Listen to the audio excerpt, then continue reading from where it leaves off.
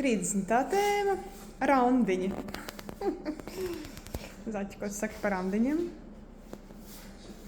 Mums ir randiņi. Tu biežāk. Nu, var sakot, gribējām izcelt arī randiņu tēmu, jo. Tāpēc, ka tas ir svarīgi. Ikdienā ir jāatrod laiks nevis tikai bērniem, bet vienam otram arī. Ārpus mājas. Ārpus mājas. Un randiņš nav jāsaprot tā kā sākumā bija tur. Principā tas ir tas pats. Labi, jūs esat kopā, jūs esat salauzājušies vienalga kādā formātā, bet jūs esat kopā. Un tas moments, ka pieņemsim tā kā man patīk. Es šo te kursu atklāju tieši kā reizi ar joku par ēstuvi. Man patīk atrast vietu, kur var forši garšīgi paēst. Man vienmēr ir padomā kādu, kur es zinu, kur es gribētu aiziet. Bet Inesei ir atkal jāatrod tāda vieta. Tad ir vislabākais variants tieši tas izspēlēt to kārtu. Es gribu paēst, bet es nezinu, kur. Nezinu, ko piedāvāt, lai neaizšaukt greizi. Es piedāvāju viņai uzminēt, uz kurien viņa nosauc, un es, tieši tā uz kurien arī iesim. Par to ir vesels joks arī, jā. Tas ir pašā sākumā tajā čatā. Jā. Bet vajag. Tā ir laba iespēja uzticēt bērnus vecvecākiem. Ja ir bērni, ja nav bērni, ļoti labi, brīvība. Uzticēt kaķi un suni, un tie ir. Ja nav neviens vispār ideāli, jums vispār nekādu šķēršļu nav. Atrodiet laiku viens otram, aizbraucat kaut kur izbaudat. Ja var vēl apvienot ar kaut kādu spā vai vēl kaut kas tam līdzīgs. Tagad ir tik daudz foršas iespējas. Paņemam liels, ka dāvana LV nav ideju. Apskatīties, tur ir varianti redzēt. Nevajag tur pirkt obligāti no turienes. Vienkārši apskatoties, pasmaļot idejas. Es zinu, ka kartūra ir ritīgi labs variants Igaunijā. Īstenībā ļoti daudz dažādi spā ir. Un šīs te atpūtas. Vienu nakti vai divām naktīm. Jā, un diezgan laba cenas.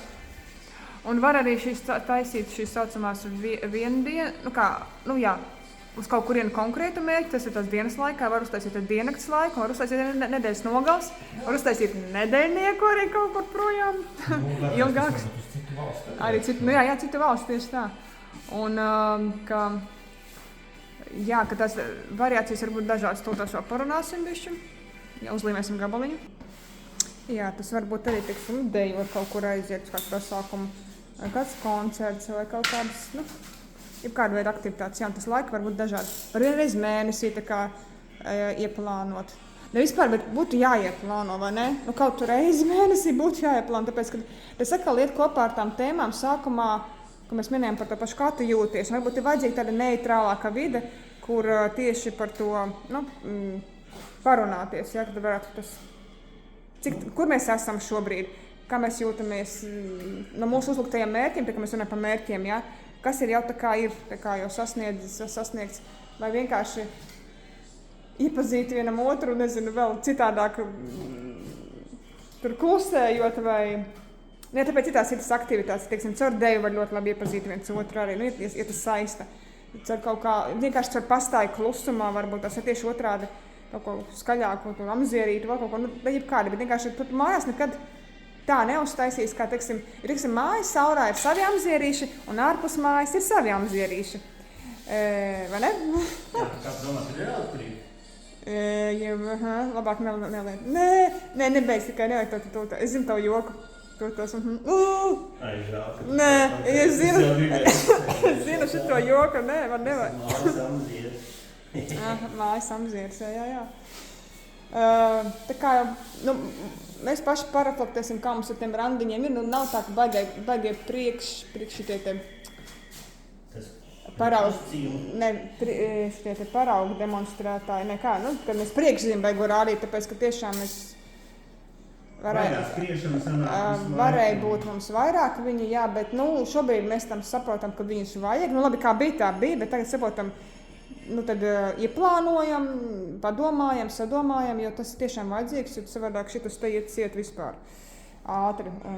Jo intensitāte, to, ko mēs darām, mums ir, tur zīmīts mātais, ir visa kā daudz, un šis ir tāds kā mazais restartiņš, hei, es esmu ar tevi, tu esi ar mani, mēs esam tepat viens otram, viss kārtībā, viss labi, jā, tā kā tāds arī atbalsta momentiņš, jo tiešām tā kā tie virzieni sajiet ļoti daudz, ko darīt, un tie mērķi, un viņi mums tiešām ļoti daudz šobrīd ir, tad šāds momentiņš ir ļoti svarīgs, ka var tā pabūt kopā. Dažādi, jā, teiksim, tur kaut kādiem nekartīgiem, nezinu, kādam kāda zirga izjāde, kādam, nezinu, tagad, ja būtu sniegs, būtu suņu pajūgi, un vēl viss kaut kas ir, ka nav. Nu, teiksim, tas ir atkal variants, kā pamēģināt kaut ko arī interesantu, kas, nezinu, atkarībā pēc jūsu ekstremalitātes pakāpes, gribat ar gummiju lecēt, ar, nezinu, tur gaisa balonu braucot, bet arī tas ir tāds piedzīvojums saucamie, un arī kā randiņš. Un tikai divi tā. Nav galva. Jā, un suņi kaķi arī, jā, tanī brīdī aizmirstam. Ir partners, pēc tam nāk bērni, jā? Tad viens otram jūs esat pirmie, zini, ka ir daudz... Ne, pirmais mēs esam viens otru, tad pareizā, partners tad. Jā, pirmais ir pats, jā. Pats, jā. To nedrīkst aizmirst. Un bērni īstenībā tikai 3. vietā, jo ja mēs bērnus uzliekam pirmos, viss jūs izdegat, nekas nepaliek pāri mums pēc tam. Viņiem ir jābūt turpatās, jā, kaut kādā reizītē, labi, jūs viņus varat nolikt priekš, bet jūs liksiet pa virsmu visu laiku, tad jūs 40 gados būsiet pēc pirmiem, tāpat jau zaņā, ka būs kāds 100 mans, bet... Man jau ir, man nav 40. Pagaidām vēl no viņiem izvaigos. Jā, ka katram savs.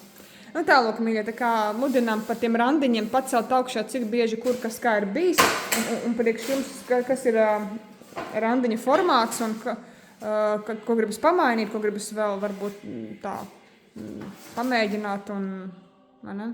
Ne? Pagaidām viss, jā.